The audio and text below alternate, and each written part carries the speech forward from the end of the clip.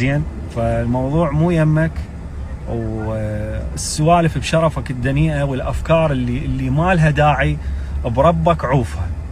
زين، تدخل عليها وتشوف موضوع انه حقيقي، لان احنا حتى اذا كنا نمثل، حتى لو كنا نمثل، احنا في الاطفال ما يمثلون. انت شفت بالعيد ميلاد استقبال الاطفال الي مبين ايش قد حقيقي.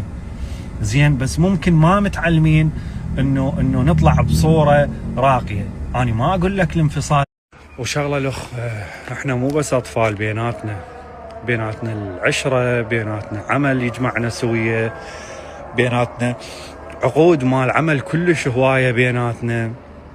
فلازم نبقى على تواصل دائم، مو بس مجرد اطفال. يعني شغل حياتنا 6 سنوات احنا سويه، فلازم غصبا ما علينا نطلع بصوره راقيه، تبقى علاقتنا حلوه مهما كان السبب، مهما كانت المشاكل. غصبا ما علينا الخاطر محبين يعني. فانت لا تلومهم حبيبي، لا تلوم مثلا هذا صيح هيجي، هذا قال هيجي.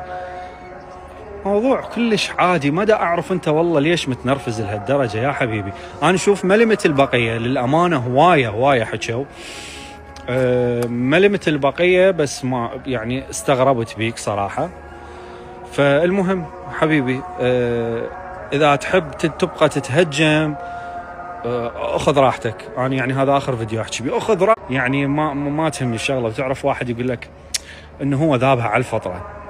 فهذا الموضوع حبيبي، اي شيء قبل لا تتهجم اذا تحب، يعني اذا تحب انت يعني ما تتهجم، تدخل علي تسالني، اني اجاوبك اي معلومات تريد انطيك اياها. تريد عقد طلاق وعيب هالشغله، بس عادي ادز لك عقد طلاق، اشوفك اقرار المحكمه، كل شيء تريد ادز لك اياهن عادي. بس لا تتهجم بشرفك، واذا تهجمت انا ما راح اجاوبك بعد. وبعدين شغله اخيره، اذا مثل ما هو دا يقول انه الموضوع كذب، ونزل ويقول كذب ومحموس ومبين انه هو مصدق الموضوع كذب، قولوا له خليه يدخل علي، راح ادز له موضوع عقد الطلاق. والحلقه الجايه شي يطلع ينزل انه هو غلطان بحقي اذا انا دزيت له عقد الطلاق، واذا ما دزيت له اياه فيقدر يطلع يقول كل الكلام اللي حكيته عليهم كان صحيح.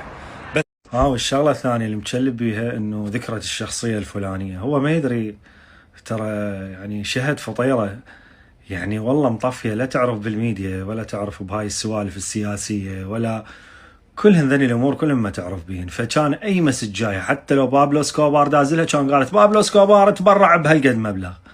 فهي ما تعرف بهاي الامور نهائيا يعني. فوين وديتها؟ وين موضوع سياسي؟ وين ما ادري شنو؟